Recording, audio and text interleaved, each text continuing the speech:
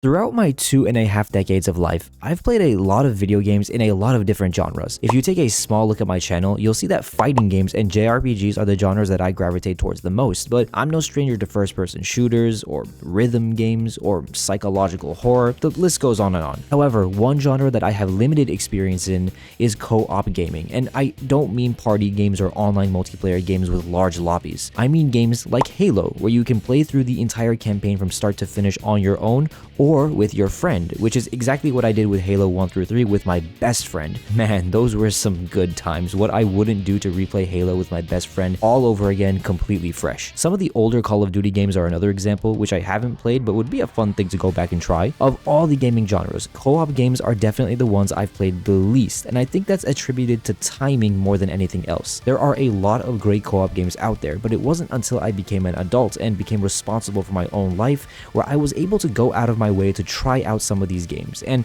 by this point some of the highest rated co-op games had already hit the market, so I was checking them out when I could. I recently made a video on Repo, which is taking the internet by storm right now, and previously I played Lethal Company, which did a similar backflip over the internet about a year and a half ago. I've dabbled here and there in other co-op video games, but one day when I was talking to my friend about my work and my career path, he brought up a game that I'd heard about but never thought to play. 2021's Game of the Year, It Takes Two. My friend brought up the game because of its therapy and counseling elements, and you might be wondering how that relates at all to anything, but behind this YouTube icon of a uniquely drawn Goron from The Legend of Zelda, I'm actually a master's student currently working towards my counseling and therapy license. I rarely, if ever, talk about my personal life on this channel, but this one time, it really does feel like my background is basically inviting me to provide professional commentary on this game. My profession aside though, why is it that I never thought to play a Game of the Year contender and winner until now? And I have a really simple answer to this question. Do you see how many couples play this game? You are literally husband and wife and have a child in the video game. And yeah, sure, you are filing for divorce, but you were still a couple for a long time and are still technically a couple throughout the course of the game. So this is like the perfect couples game. And oh, would you look at that? I have no significant other. So naturally, I wrote this game off, but let me tell you this right now. After having played the game with the same friend who brought it up to me in the first place, my negligence will go down in history as one of my biggest gaming blunders, because I can finally say, I get it now. I understand why this title won Game of the Year and why it's still being played today. So sit back, relax, and please enjoy as this counselor-to-be breaks down certain parts of the game that stuck out to me with psychological terms and concepts, and also give my overall feelings on the game itself. Oh, this video will have spoilers by the way, and all relevant studies and credits will be in the description down below. But before we actually jump into talking about It Takes Two specifically, I want to broadly talk about Hazelight Studios, the ones responsible for bringing us this game, and two others, 2018's A Way Out and 2025's newly released Split Fiction. I actually did play A Way Out in 2020 during the height of the lockdown, and this has to do with that timing thing I mentioned earlier, because due to the global situation at the time, my friend and I, like many others, couldn't see each other in person for a while, and that's when we discovered A Way Out. I really do believe that Hazelight Studios exploded in popularity as a direct result of the lockdown, and 2021's It Takes Two is a testament to that. Or maybe it had to do with Joseph Fares saying "F the Oscars" during the Game Awards, and what do I know? Actually, I do know one thing. Joseph and his team expertly marketed their games, and at a time where the world was in a sort of uncertain situation, the studio created this thing called the Friends Pass, which basically makes it so that only one person needs to actually buy and own a copy of the game. It's genuinely really hard to miss. They made it simple and easy, and I really appreciate that. It is a tad bit unfortunate that only the person who purchased the game unlocks achievements, at least on the Steam version, but it's merely something I bring up for all my achievement hunters out there. If you want those achievements, make sure you're the one who buys this game. It Takes Two puts you in the shoes of either Cody or May, husband and wife who have filed for divorce and can't quite figure out how to break it to their child Rose. They awkwardly tell Rose that the two are going their separate ways, but not if I can help it. We're pausing the divorce. They're not divorcing. After giving Rose the devastating news, which you can tell she kind of already suspected was coming anyways, she leaves to play with her two dolls that look suspiciously shaped like mommy and daddy. After crying her heart out and splashing these two dolls with her tears, the dolls come to life, and they sound a little bit too much like Cody and May, and that's because they are. From this point forward, you will rarely see Cody and May in their actual human forms, and you'll spend the overwhelming majority of the game controlling them in their doll form. The character you choose actually matters here too. It's not just a gender swap or a palette swap. The two obtain vastly different abilities, and I could go into these abilities in more detail right now, but I think I'll touch on them as I go through each section of the game. At least for my friend and I though, it seemed that we'd picked the perfect characters for each other, him choosing Mei and myself sticking with Cody, because I kid you not, I jinxed with Cody like way too many times to count. It was actually kind of surreal. Cowabunga! Oh wait, you literally said, dude, I swear to God, bro. There's been so many moments in this game. You copied him so many times. Yeah. But was it actually as surreal as I thought it was? In other games, when the player jinxes this much with the characters, it can maybe start to feel like unoriginal dialogue. But with It Takes Two, this actually works in the game's favor because you're able to more easily project yourself into the character. Perhaps project isn't the right word here. What more fits what I'm talking about is the concept of mirroring and mimicry, also known as the chameleon effect. Mirroring in this sense is exactly what it sounds like. Imagine you and somebody else are flexing after a gym session, trying to match one another's poses. Now take that and extrapolate it to the subconscious, and you've essentially figured out what mirroring is. It's replicating somebody else's behaviors or mimicking them without realizing that you're doing so. Mirroring is essentially the scientific way of describing how our behaviors and actions rub off on other people, and this is similar to how a chameleon will change its color to blend into the environment, which is where the term chameleon effect gets its name from. But why do I bring this all up? Well, for the most part, the game is just Cody, Mei, Rose, some other side characters who come and go, and the funniest of them all, who is present throughout the entire game, Dr. Hakim. Why you chose ass? Yeah, what does it say on the back? I have no idea. Oh, sure, he's crazy. He's skateboarding across. Seriously, I love this guy. He's a manifestation of the book that Rose was asking for help at the beginning of the game, and he'll have his own dedicated section later in the video, so I'll come back to him later. But I bring this all up because I want to first focus on Cody and Mei, the two characters you spend the most time with, and throughout the roughly 11 hours it'll take you to finish the game, you might begin to mirror the behaviors of the character that you chose. Remember how I said earlier that I kept predicting what Cody would say seconds before he said the actual thing? It may have to do with the fact that I began to mirror Cody's personality after having played with him from start to finish, and I think that this was done by design. How many of us played The Witcher 3 and randomly said "winds howling" while trying to mimic Geralt's insanely sexy voice? How many of us made screaming noises like Link when he breaks a pot or hits an enemy? Or what about trying to sound like one of the Pokemon from the anime series? These are all forms of mirroring and mimicry, though these specific examples are definitely closer to mimicry than they are mirroring, but nonetheless, whether you're an actual couple playing this game, or you're just two best friends messing around and having some fun, or perhaps you're two colleagues getting to know one another on a fun co-op adventure, you don't just play as Cody and Mei. You start to feel like you are Cody and Mei. You start drawing parallels to your own life. You start to get even more invested in the plot because you want to know if they end up divorcing or staying together, because whatever which way it unfolds, and no matter how much the game makes you feel like these two characters, you can never actually be Cody and Mei. You might see some similarities with your own life, but you're not in control of the story here, and the game will run its course whether you like it or not. But the developers did smartly leave a little bit of wiggle room. They don't get you invested in role-playing as Cody and Mei and pull the rug out from under you with a concrete ending, because, spoiler alert, they decide to stay together. But like, not really. It's kind of ambiguous and open-ended. Cody reassures Rose at the end that whatever happens, they'll always love her, but they also did kiss as dolls to break the spell, so it's up to you to decide. And I think that this is a beautiful design choice because you're not abruptly disconnected from Cody and Mei after spending so many hours with them. You're left looking at the credits and talking with your partner about if they really did end up staying together after the multiple rounds of forced couples therapy by Dr. Hakim, or if they simply continued with the divorce, but without malice. Also, my friend got a little too invested in being Mei during this kissing sequence, and I'm not gonna lie, I'm not gonna say I particularly liked it, but I'm not gonna say I disliked it either, so... Come on. Bring your lips, pucker up. Pucker up. Come on, come on.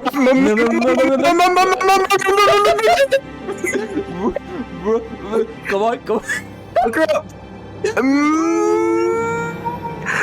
Wow. Wait, who paused it? While it's pretty much accepted that Cody and Mei are the dual protagonists, I think that Rose is the deuterogonist to this story. Some might point at Dr. Hakim and say he has more screen time than Rose and that he should qualify for this role, but I see him more as the tritagonist, which I didn't even know was a word until now, but I guess you can stick tri in front of anything and boom, it works. I don't know, I study psychology and English isn't my first language, man. Rose initiates the plot and is the one who gives life to Dr. Hakim in the first place, and everything that Cody and Mei do revolves around Rose, so I personally believe that she fits fits this role perfectly, but depending on your perspective, you could even say she has characteristics of a protagonist, but that's a discussion for another video. What I want to discuss now, and the reason why I brought up Rose in the first place, is the concept of parenting styles in psychology. Diana Baumrind, known for her research into parenting and childhood development, developed a 3-point parenting style chart with the following categories: authoritarian, authoritative, and permissive. Later in the 1980s, co-researchers attending Stanford University, Eleanor McBee and John Martin, added a 4th element to Baumrind's initial chart: neglectful, also sometimes referred to as uninvolved. The way a parent raises their child will undeniably have effects on them way into adulthood. And for this section, I want to isolate May and talk about her neglectful parenting style with Rose, because one of the main reasons Cody and May get turned into dolls in the first place is due to her uninvolvement in her child's life, and even that of her husband's. She shows how detached she is at multiple points in the game, such as her not knowing that Cody and Rose built this toy tower together, or that Cody names his plants in his garden. Granted, her default answer is always to say that she's working overtime to keep a roof over their heads, and Cody's garden wouldn't even exist if she hadn't agreed to move to the countryside with him. It's a valid point that can't be ignored, but don't get it twisted. This isn't an excuse for ignoring your family. It's something that she has to grapple with and address. Evidently, May wasn't always neglectful, but somewhere down the line, a set of circumstances caused her to end up this way, and it's one of the main driving forces for why Rose seeks Dr. Hakim's help in fixing her parents' relationship. However, I gotta give kudos to Cody in this department, because it's implied that he spends a lot of time with Rose at home and basically spoils her, which is very characteristic of a permissive parenting style. Now, this video isn't about permissive versus neglectful, which parenting style is better or worse. Not at all. They both have their reasons for existing. Many of the levels that you go through in the game wouldn't even exist without Cody's permissive parenting style, which allows Rose to play with the toys of her choosing and live a carefree life, whereas May's neglectful parenting style promoted Rose's independence. And while this can have some benefits for developing children, it's mostly seen in functional families. And as we know, this household is far from functional. So in this context, this independence leads Rose to have the depressing thought that she's the one responsible for driving a wedge through her parents' marriage, which causes her to leave her parents a note saying that she's abandoning her home because they'd be happier without her. These two parenting styles shape the way the game plays out a lot more than you'd think. What if either Cody or May had been authoritarian, laying down the law and pressuring Rose a lot, or perhaps even authoritative, where they set clear rules and boundaries that would have a natural consequence if breached? As a gamer, I would have hated to play as a parent that was rough on their child. It wouldn't have sat right with me, but just because Cody and May aren't authoritarian or authoritative in their parenting style doesn't mean that they're good parents either, because Cody, despite spending so much time with his daughter, thinks that the way to get back into his original body is to make Rose cry, because her tears are what caused this in the first place. So naturally, break your own kid's heart and bathe in her tears and all will be well, right? Right? And May just goes along with this batshit crazy idea too. It's insane, I don't get it. If you've played the game, then you already know what's about to happen. Yup. We're talking about that scene. Let's give Cutie the elephant a quick little visit, shall we? God, bro, I hate even thinking about this part, man. Don't make me revisit this. Besides the main core of Cody, May, Rose, and Dr. Hakim, there aren't too many mainstay characters in It Takes Two. They kind of have their moment in the spotlight and then disappear for the rest of the story. You've got militant squirrels who have set up their base in the couple's treehouse. You've got angry wasps and a queen bee posing as their leader. You've got the mighty moon baboon, Rose's best friend and protector. And you've also got my favorite side character, Hammerhead. I don't know what it is about this guy, he's not even that relevant to the story, but the idea of an inanimate object looking and speaking like this is pretty funny to me. I can't help it, I love this guy. And then there's Cutie the elephant, who has the most tragic fate in this entire game, because in this kingdom stage, your objective is to kill Cutie the elephant. I wish I was making this up, but Cody and May talk about literally killing something as casually as I talk about how much I love the Bakemonogatari visual novel series. This part of the game made me want to put the controller down and just walk away. Everything in my body was screaming at me not to do this, but that's one of the beauties of gaming. Unlike a movie or a book or anything else, you have to be the one to move forward. The game will not continue if you don't let it. What happens if we leave it? I'm gonna leave it, bro. Yeah. I really hate Maybe it. there's something. I hated it, by the way. I mean, I think it's make you uncomfortable.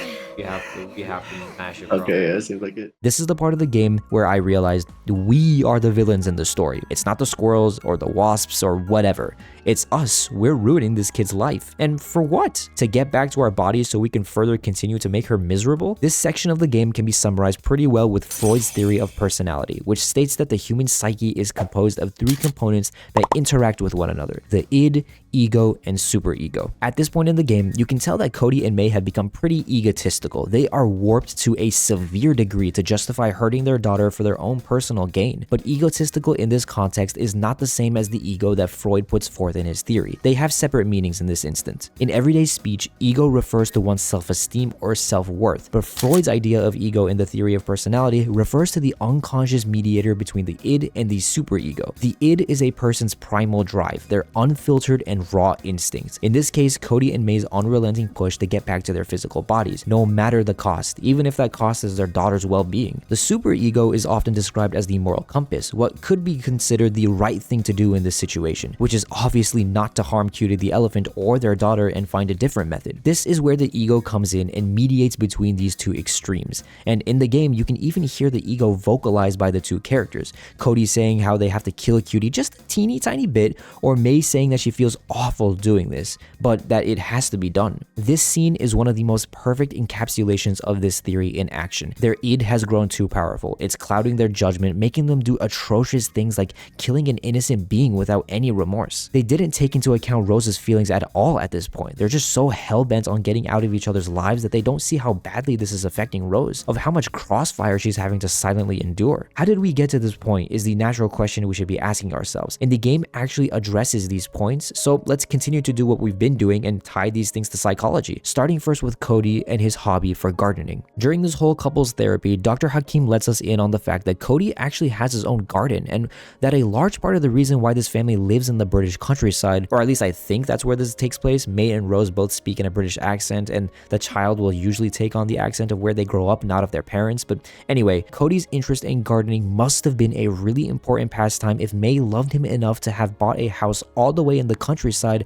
so that he could pursue his passion. But as we find out, Cody has completely abandoned gardening. Why is that the case? What caused him to lose his passion? We can pretty easily eliminate the divorce as one of these reasons, since the garden hasn't had proper upkeep in a really long time, long before the two even decided to get divorced. But behind every divorce is a very long road of relationship potholes that eventually lead to that big decision to go their separate ways. There's the divorce that happens metaphysically, and then there's the court-ruled divorce. So in a way, the two were divorced for a long time already. They just didn't realize it, clinging to the small bits of romance still left between them. For Cody, I believe that one of the factors that may have potentially led to this decision to file for divorce is undiagnosed depression. One of the uncertainties of counseling and therapy is that you cannot say 100% of the time that a patient is suffering from or afflicted with a certain mental illness. You can have educated guesses and suggest lifestyle changes that could potentially address the suspected illness, and in Cody's case, we have all 3 components laid out in front of us: the suspected culprit, an unrecognized and deep-seated depression; the suspected reason, the rocky relationship with May that leads to eventual divorce; and the suggested lifestyle change to target the issue, returning to his lifelong passion of gardening. Hold on, I gotta get into like a counseling fit. For starters, one of the main symptoms of depression is reclusiveness, partnered by short bursts of excitement. Some people have reclusive personalities, so that on its own isn't enough to clue me in on depression, but reclusiveness coupled with bursts of excitement that come and go in irregular waves tips me off to a potential chemical imbalance in the brain. While there isn't one specific neurotransmitter that causes depression, the most often causes are from serotonin,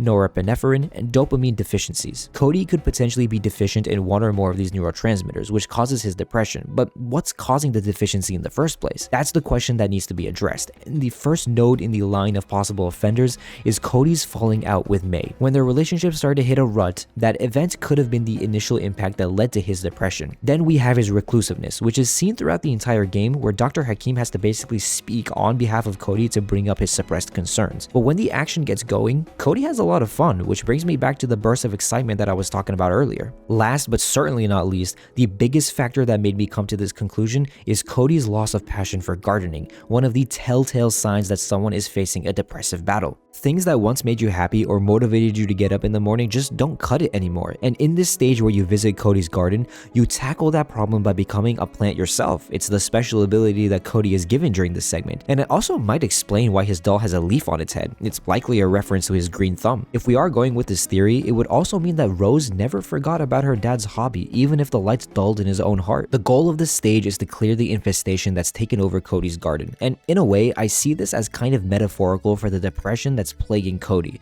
You need to face the problem head first, admit that it exists, and do whatever necessary to correct it. In this case, that culminates in the final battle against Joy, a plant that Cody named after the idea that joy would be something that never perished between Mei and Cody, and you don't need me to spell out how that ended up. Cody curing Joy not only represents him overcoming his depression, but it possibly even doubles as a way to convey to the players that joy between Mei and Cody is healing slowly but surely. With the curing of Joy, Cody promises to get back into gardening and potentially start the curing process of the other joy, the emotional kind, between him and Mei. We might have addressed Cody, but we're not done with the counseling attire just yet. We still have to look at Mei a little more closely. She kind of has a similar situation going on where she's basically abandoned her love of singing, and there's a whole level dedicated to rediscovering her passion where her ability is her voice. She shoots sound blasts like a Loudred or an Exploud.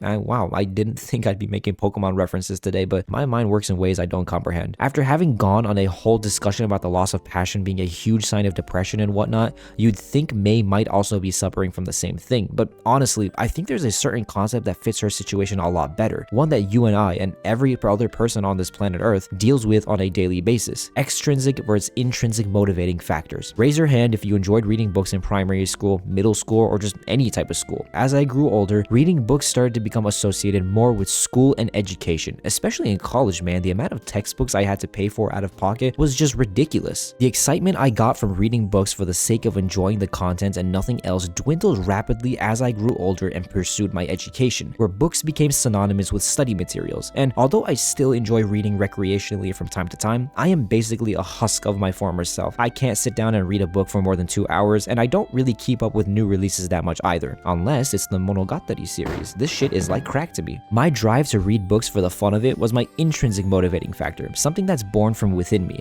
and my gradual loss in excitement for reading because the element of school was introduced in my life is my extrinsic motivating factor. There's a fine balance between them, and sometimes your intrinsic motivating factors will outweigh your extrinsic ones, or vice versa. It's a dynamic relationship that changes day to day. This book example is the classic one that I was taught in school, but you can apply this to literally anything in your life. This is also exactly the reason why some people might advise against making your hobby your full-time job, because there is a chance that when things like money, rent, putting food on the table, keeping a roof over your head, and so many other elements get added to the equation, you might start to lose your passion for the hobby, and it might just become something you need to do in order to survive. Let's now take this model and use it for Mei and her job as an engineer. As we know, Mei works long hours and doesn't really set aside much time for her family, and while I can't claim this for certain since it's not really explored in the game, I'm gonna make an educated guess here and assume that if she struggles to give her family attention, then singing is probably the least of her priorities. Her love for singing probably fell by the wayside as a direct result of her grinding 24/7 at work for the sake of her family. The intrinsic pulling factor here is super low. I'd say that her family is the last bit of internal motivation that she has, but even that's teetering on the edge. Her extrinsic pulling factors are far outweighing anything intrinsic, and what I would prescribe to Mei in this scenario is something my fellow psychology colleagues would probably look at me and raise an eyebrow, but I think that she should actually lean more into her extrinsic motivation, and let me explain why I think this way. Using myself as a personal example, I get so tired in my daily job, and I don't even like what I do, but I have to do it to be able to pay for my education and keep a roof over my head, so I'm very extrinsic in this regard. I remind myself that I'm here for the paycheck and to try and secure a job for myself that I'll actually enjoy in the future, so there's very little intrinsic going on here. But what I've found makes work more bearable for me is going full force into the extrinsic side and just saying to myself, I'm gonna get through this day and reward myself by chilling on my computer and playing some video games or writing and editing a script for YouTube. By doing this, I've created this positive feedback loop where my intrinsic motivation in terms of my hobbies has actually gone up because I've just completely forsaken my day job. Mei could try something similar where she tells herself she has to do this for her family, but she should also add that element of singing into her extrinsic pulling factors and tell herself, I'm gonna go home and just put on my record player and sing my heart out after a long day of work. We know that Cody loves and fully supports when Mei sings, even if she is a bit bashful, but this is just proving my point further. Maybe the two would actually interact more if Mei came home to embrace her hobbies, and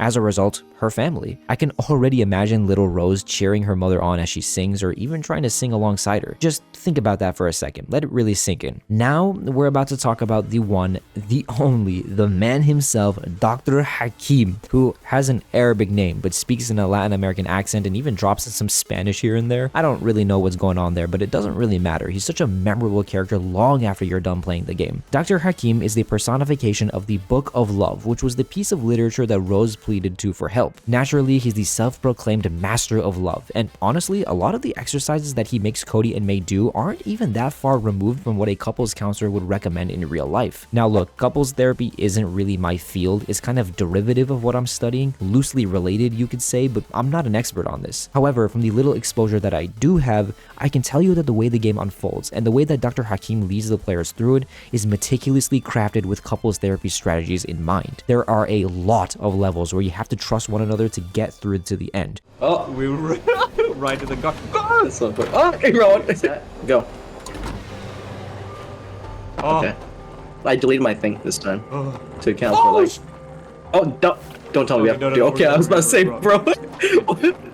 There's a lot of opening up about personal hobbies and showing that you care about your partner's interests. There's a lot of perceptiveness where you delve into some of the more hidden things that couples can tend to tuck away and hide, like this letter that Cody wrote May that's been left to rot in their attic. Most importantly though, there is a lot of forgiveness at the core of everything, but that's about as much as I'm comfortable saying because this really isn't in my wheelhouse. But there is something that I did study that's relevant to Dr. Hakim that I want to talk about. You see, Dr. Hakim isn't just the personification of this book, he's also the personification of Sternberg's love triangle theory. No, it's not that kind of love triangle you're probably thinking of. It's this one right here. We've got 3 different forms of love: passionate, companionate, and fatuous, one for each side of the triangle. These 3 vertices all exist separately from one another, and trust me, this will make a lot more sense as I unravel this triangle for you guys. For example, intimacy is referred to as liking someone for who they are, so you don't have much commitment to them, and you're not all that passionate either. On the other hand, commitment is referred to as empty love, since you're lacking intimacy and passion, and although it might sound negative at first glance, which it absolutely can be sometimes, like couples who stay together for financial reasons or something similar and have no spark left between them, it can also be a beautiful thing as well, like an elderly couple who have been through everything together and aren't really intimate or passionate anymore, but they're still committed to each other for life. Lastly, it would then stand to reason that passion is lacking in intimacy and commitment, and is also referred to as infatuation. As you can see by the triangle, having certain combinations of these components will lead to different forms of love. High amounts of intimacy and passion, but a lack of commitment will lead to romantic love, which is characterized by strong desire, bursts of affection, and proximity. Companionate love is when commitment is present and is accompanied by intimacy, but there's no passion. Fatuous love is when there's passion and commitment, but no intimacy. It's important to note that couples will experience different forms of love as their relationship matures, and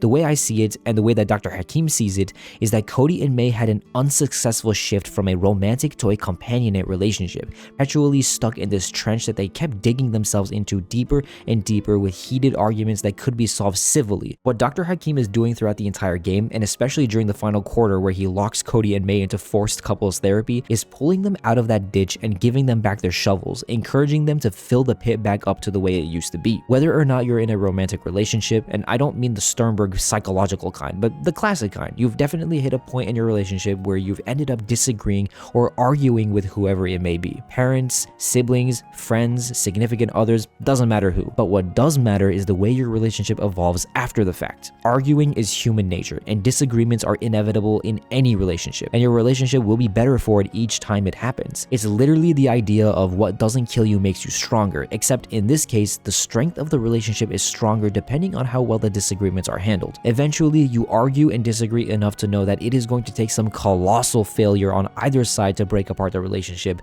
and this basically marks the instant that a relationship has switched from romantic to companionate, with the replacement of passion with commitment. As seen throughout the game, Cody and May have very unhealthy arguments. They both act like they're in the right. They're very obviously lacking that commitment component that would allow them to gradually work towards a long-lasting companionate relationship. That's where Dr. Hakim comes in and helps them rebuild that bridge, but he doesn't push them across either. He kind of just leaves them stranded multiple times and says, figure it out yourself. There's also a hidden fourth form of love called consummate love, where commitment, passion, and intimacy are all present. But if you ask me or anybody else in this world, imperfection is what makes us human. Nobody is without flaw. So that would also go for relationships as well. Consummate love should always be the goal, but it's more of an ideal than something that's actually attainable. So to link this all back to the game, Dr. Hakim is the walking, floating, sometimes twerking personification of Sternberg's triangle love theory. And from the moment this book comes to life to his eventual return to being just a book again, his entire objective is to help Cody and May make that transition from romantic love to companionate love. Not really for the sake of the parents, but because remember, that's not why he was born in the first place, but for the sake of little Rose, who just wants to see her parents smiling again. Bye-bye, Dr. Hakim. If you thought I was done after all of that, I am so sorry because I still got just a little bit more left in me. I saved this last part for the very end because it encapsulates the entire game. There isn't one specific segment where it shows up and then it's gone. It's always there in the background, growing more and more relevant until it eventually pops and fades away as the credits roll. Of everything I've talked about today, this is definitely one of the most famous. John Gottman's 4 horsemen of a relationship. The theory gets its name from the biblical 4 horsemen of the apocalypse, which signal the end of the world when they are present. In Gottman's theory, the 4 horsemen signal the end of a relationship, and those 4 horsemen are criticism. What have you done? What? Why do you always blame me? Contempt. When was the last time you thanked Cody for taking care of everything in your home? Well, And when have you shown May some appreciation for working overtime to support the family? Well, there was that time when, you know. Exactly. Defensiveness. Ace, this is fun. This is not my idea of fun. Oh, so now we even have to argue about what's fun. I'm nauseous, okay? Throwing up is not fun. Hey, stop fighting, you two! And stonewalling. Can you talk to her without fighting each other? Of course we can. Rose isn't the problem. He is. She is. Uh-oh. You see, I don't think you are ready. Yeah. There are way too many examples of each of these horsemen scattered throughout the entire game, so I'll do my best to show you guys as many as I can, starting first with criticism. Critiquing your partner isn't uncommon in relationships. In fact, I'd argue it's necessary to have in small doses, like how when your wife or girlfriend asks you if the dress makes you look fat and you've unlocked a Witcher-style dialogue tree with many different outcomes. Not that I would know. Yep. Still single. Critiquing is fine because the word itself implies constructive feedback, but criticizing is usually negative and heavy-handed, and Gottman even goes a step further and states that criticism attacks the person, not the behavior. Cody is always criticizing May for being at work and not sparing time for her family. On the same token, May fires back and criticizes Cody for being unsupportive of her efforts to make money for her family, since she's the primary breadwinner. Anyway, they're both valid points, but that's exactly why Gottman details the personal attack component of criticism, because the goal isn't actually to provide each other constructive critique, it's to leverage those flaws and to verbally assault one another. You know what's worse than arguing with your partner? Ignoring and downplaying them, because at least with an argument, you're still interacting with each other. But in the case of contempt, which is the horseman Gottman says is the most dangerous, you don't even give your partner the proper attention. And we all know how important communication is to a successful relationship. Yeah. Collaboration, blah, blah, blah, blah, blah. Oh, blah, blah, blah, blah, blah, huh? Yeah. Blah, blah, blah, blah, huh? Okay. Just don't forget. Yeah? Blah, blah. Oh, shut up, you two. Collaboration. Collaboration. May is by far the biggest offender of contempt. She's very sarcastic towards Cody and is even dismissive sometimes. This is seen less and less as the game progresses, but in those early stages, she's definitely harboring some internal rage that's manifesting in the form of contempt. Cody does also show contempt. He's not innocent here, and it's usually seen whenever there's a stage or conversation involving Rose, and May doesn't know what Dr. Hakim or Cody are talking about because she's not too involved in her child's life, going back to that whole neglectful parenting style I ranted about earlier. I do want to veer away from psychology really quickly and shout out the voice actors for Cody and May, who really nailed that passive-aggressive tone that comes with contempt. Cody, do you really think I'm choosing to be away from home? I don't know. That's just what it's been like for a long time. Fun fact, Dr. Hakim and Cody actually have the same voice actor. I didn't know about that until I was doing research for this video, but the guy's range is insane. He can go from sounding like an average middle-aged balding dude to a Latin American icon. Therapy or not? Hey, that's blackmail. No! It's therapy!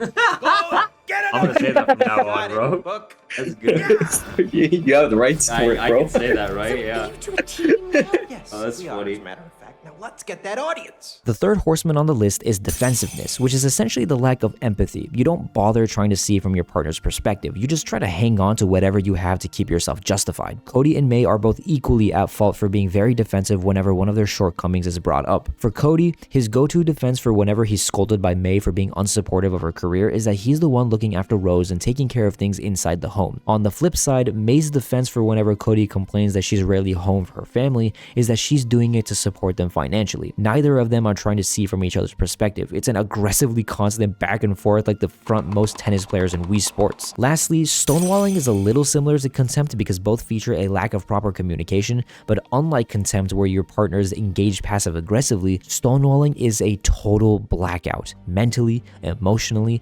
verbally, physically, all of the above. When the two decided to get divorced, that already was the most straightforward way to stonewall the relationship. Evasiveness and shutting down are also big components of stonewalling, and the best example I have of this is when Cody and Mei are reminiscing about their skiing trip before Rose was born, but now that she's in their lives, they say how they should do it again, but they're both avoiding talking about doing the ski trip together as one family. They say stuff like, when it's my turn and when it's your turn, referring to how they'll be sharing custody over Rose. From the very beginning of the game, you're informed as the player that Cody and Mei are getting divorced. Even before launching the game, if you do a little bit of homework, you'll see it stated everywhere that the two are getting divorced. It's a super important part of the overall plot, which we should all definitely know by now if we're this far into the conversation, but understanding the factors that contribute to a divorce is why it is imperative to the discussion to bring up Gottman's four horsemen. So now we understand what causes divorce, but how do we reverse it? Is there even a reverse? To redeem the relationship, Gottman has sculpted this elaborate sound relationship house, which looks like this. You have trust and commitment as the walls, and the inside of the house is filled with a bunch of different relationship building advice that we've actually touched on throughout this video, like turning towards each other instead of away. I mean, you literally turn towards each other and kiss at the end of the game. Making each other's dreams come true is another one, like reigniting Cody's passion for gardening, or encouraging Mei to get back into singing. However, the one I want to especially focus on, mainly because the entire game revolves around this one concept, is creating shared meaning. It Takes Two is designed in such a way to where the game cannot be played in single player. You must play this game with two people. I mean, you could play in single player if you're a lunatic speedrunner. I've seen them doing it before, but 99.99% of us do not download the Friends Pass version of this game to save 1 second on the world record, which is entirely bullshit, by the way. I just made that up on the spot, but it sounds like something a speedrunner would take into account, isn't it? Anyway, one could argue that the entire point of the game is creating shared memories with the person that you chose to play with. And it's not just the players making shared memories, it's Cody and Mei. This game is such a wild ride that when they return back to their human forms at the end of the game, they start asking Rose hypothetical questions that couldn't possibly be real. But to them, the militant squirrels, the sleeping moles that could eat them at a moment's notice, the club where they mix their own song together, it's become an unforgettable memory that'll become the new foundation of Cody and Mei's renewed relationship. It Takes Two is almost like a case study into the psychological theories of love and maintaining a relationship. It might even be a tool to solve relationships that are falling out. Who knows? The National Institute of Health, or NIH, did a study on different gaming genres and changes in problem-solving skills, and although they didn't find any significant differences between the two groups, video games are still being explored in science. There's a lot of untapped potential here. Minesweeper was originally designed to train military personnel in life or death situations involving explosives hidden in the earth. Minecraft has an education edition that schools can purchase to teach their students about chemistry and geometry in fun and creative ways. One of Pokemon Diamond and Pearl's gym leaders is literally math equations. I remember seeing this as a teenager and running to my dad, who was a math teacher at the time, by the way, to tell him how video games are actually great for me because there's math literally right there in the video game. But then they removed it in Platinum and redesigned the whole gym for some reason because I guess math is too hard for Pokemon players. I also remember trying to justify to my dad that purchasing Assassin's Creed 3 was actually a great investment because it takes place during the American Revolution, so I could play it and study for my history class. The entire reason I woke up one morning to a Nintendo Wii in my living room was because my dad wanted to play Wii Sports to lose some weight. Who's to say that It Takes Two won't end up like any one of these games, or any one of the other 1,000 that I haven't mentioned? There's a chance that someone out there, somewhere in the world, may have used It Takes Two to repair their relationship. And if even just one couple had their relationship positively impacted by this game, then that's all I need to know that love may not be as complicated as we make it out to be. Maybe. Just maybe, the difference between a saved and failed relationship is like that of one timely button press on a controller. And if video games have taught us anything, you can always hit retry. Thank you guys so much for watching, and I'll see you guys in the next one. Take care.